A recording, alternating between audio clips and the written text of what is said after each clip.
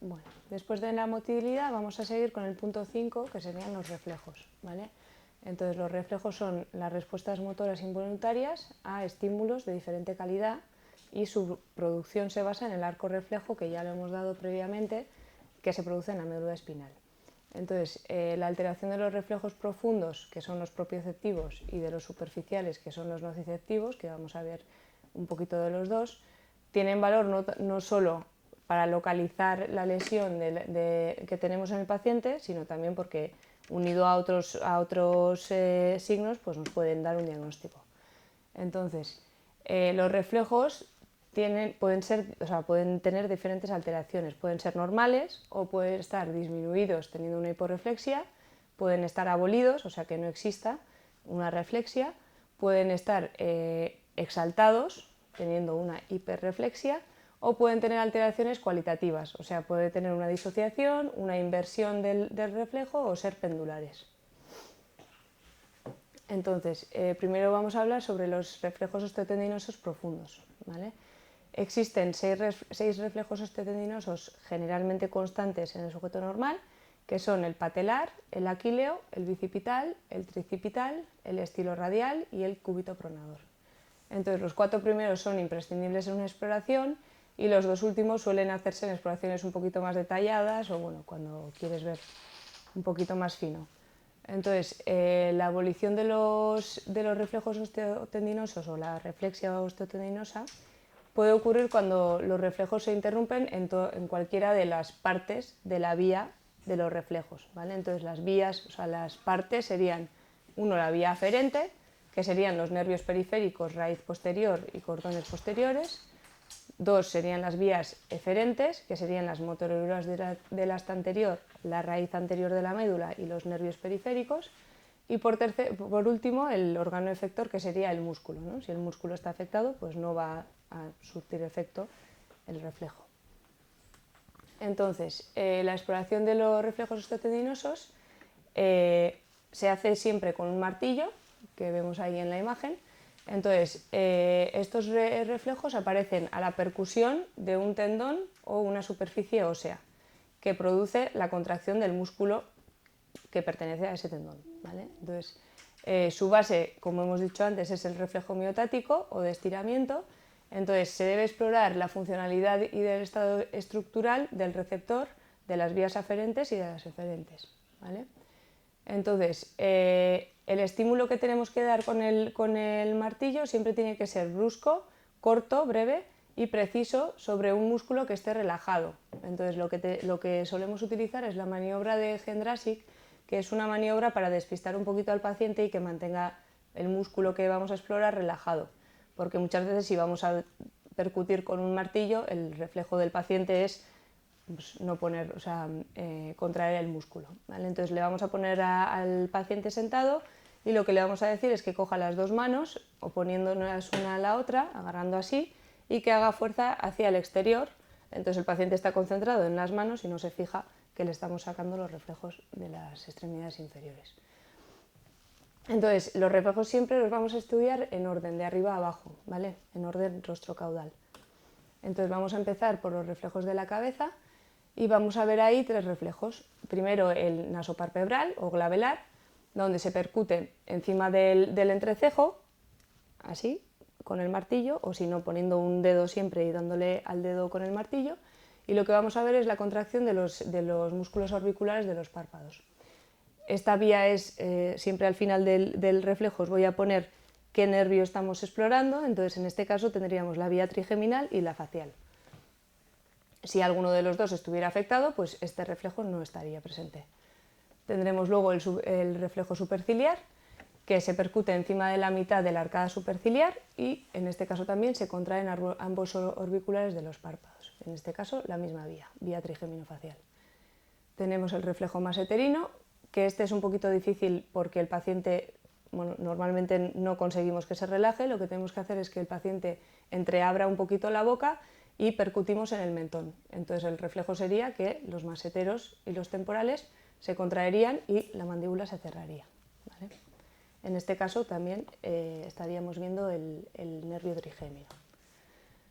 Luego tenemos los reflejos osteotendinosos de la extremidad superior. Entonces tenemos el reflejo bicipital, donde vamos a explorar el segmento C5, la cervical 5. Entonces lo que vamos a hacer es coger el brazo en flexión del paciente con la palma hacia arriba, entonces vamos a apoyarla en nuestro bazo para que él no esté haciendo fuerza con el bíceps y vamos a percutir en el tendón del bíceps y se van a contraer tanto el bíceps como el braquial anterior. Entonces luego tenemos el estilo radial, que hemos dicho que el estilo radial y el último que pongo aquí, el cúbito pronador, son un poquito más especiales o difíciles de sacar. Entonces el estilo radial lo que vamos a hacer es, podemos agarrar al paciente de la mano, como si le fuéramos a dar la mano, mover un poquito para que el paciente relaje el brazo y donde vamos a percutir es en la apófisis estiloides del radio y esto va a hacer un reflejo que es la aducción, la abducción en este caso, de la muñeca, ¿vale? Vamos a explorar el segmento C5 y C6. El reflejo cúbito pronador será igual pero en el otro lado, en vez de dar en la apófisis estiloides del radio vamos a dar en el cúbito y lo que vamos a conseguir es que la muñeca gire hacia el otro lado, ¿vale? Y por último el reflejo tricipital, donde vamos a tener al paciente, vamos a agarrarle desde el brazo, teniendo el antebrazo colgando o de forma relajada. Entonces vamos a percutir el tendón del tríceps y vamos a conseguir una extensión del brazo si el reflejo está presente, ¿vale? En este caso estaríamos explorando el segmento C6, C7. Os los he puesto en este orden porque estamos explorando los segmentos desde arriba hacia abajo, ¿vale? Entonces, luego tenemos los reflejos de la extremidad inferior, que tendríamos el reflejo medio pubiano, que se percute, se sienta al paciente y se percute en la zona del pubis y eso lo que va a hacer es un reflejo que contrae el abdomen y contrae también las piernas, o sea, lleva las piernas hacia el tronco.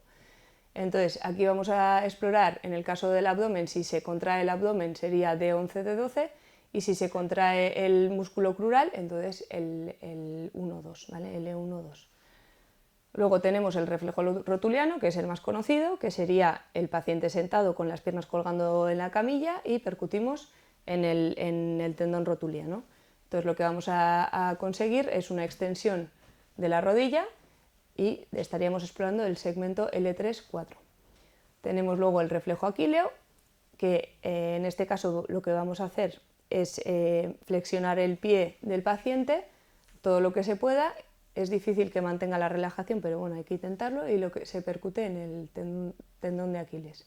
Entonces se produce una extensión y si esto está bien, diríamos que el segmento S1 está bien. Esta exploración de los reflejos puede ser, por ejemplo, interesante en una persona que tiene una hernia discal y que viene con una afectación de la pierna, me duele la pierna, pues para saber dónde está esa afectación. Si esa afectación es suficientemente importante como para que no esté el reflejo, no estará el reflejo del nervio que está tocado por la hernia, ¿vale? Entonces, si tenemos una hernia L5-S1, pues tendríamos un reflejo aquileo que estaría abolido.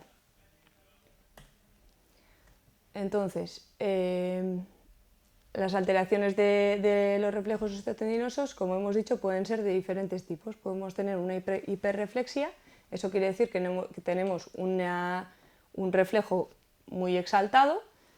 Entonces, en estos casos, la hiperreflexia se suele dar en lesiones piramidales, en ansiedad, en hipertiroidismo, en aceleraciones del metabolismo.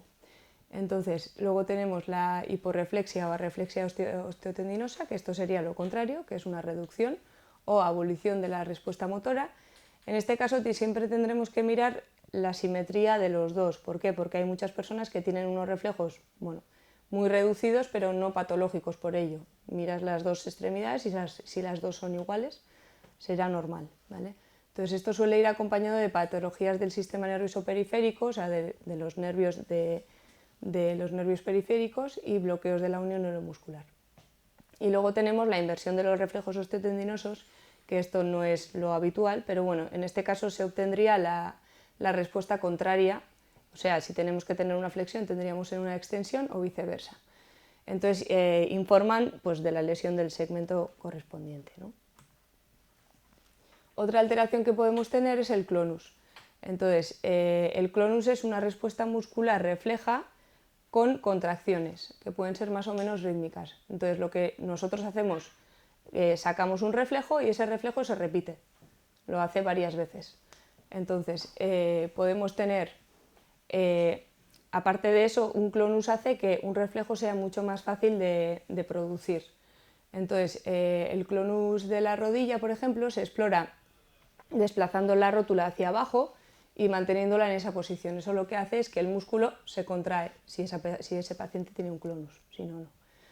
Luego tenemos el clonus del pie, que ponemos al paciente en decúbito dorsal, se flexiona la pierna sobre el muslo, en el ángulo recto, y apoyando la pierna en el antebrazo del explorador, o sea, tú le agarras la pierna para que lo deje tranquilo, se coge la planta del pie y se flexiona manteniendo esa postura. Entonces, si le mantiene esa postura durante un rato, el paciente empezará a hacer un clonus, empezará a hacer una contracción muscular. Luego tenemos el clonus en la mano, que lo que hay que hacer es aplicar un movimiento brusco de extensión de la muñeca y se mantiene la posición. Y el clonus de mandíbula, que lo que hay que hacer es intentar mantener los músculos masseteros estirados, o sea, abrir la mandíbula, mantenerla abierta del todo y entonces empezaría el clonus. Y para registrar en la exploración los reflejos osteotendinosos, muchas veces solemos decir existe, no existe, es simétrico, no es simétrico, y pocas veces solemos poner más detalle porque es difícil valorar, pero normalmente se tendría que hacer de esta forma. Entonces tendríamos que poner de 0 a 4 cruces o pluses dependiendo de la respuesta que tenemos. 0 sería no hay respuesta o es arrefléxico, no hay reflejo. 1 sería poca respuesta o disminuido. 2 sería lo normal. 3 sería aumentado y 4 sería hiperactivo o exaltado, ¿vale? Si tenemos un reflejo hiperactivo es cuando tenemos que mirar a ver si hay clonus o no. Si el reflejo es normal, normalmente no va a haber un clonus, ¿vale? Entonces, luego tenemos los reflejos, estos son los propioceptivos o los profundos, y luego tenemos los cutáneo-mucosos, ¿vale? O superficiales. Entonces, estos son los que se obtienen como respuesta a la aplicación de un estímulo sobre la piel o sobre mucosas, ¿vale? No en los tendones, sino piel o mucosas. Entonces, en este caso lo que solemos utilizar es una aguja, un alfiler o un algodón en el caso de las mucosas. Muchas veces se utiliza la parte trasera del martillo, que antes os lo he enseñado, y detrás del martillo siempre suele haber una punta roma, o una aguja, Entonces, utilizamos eso para explorar estos reflejos.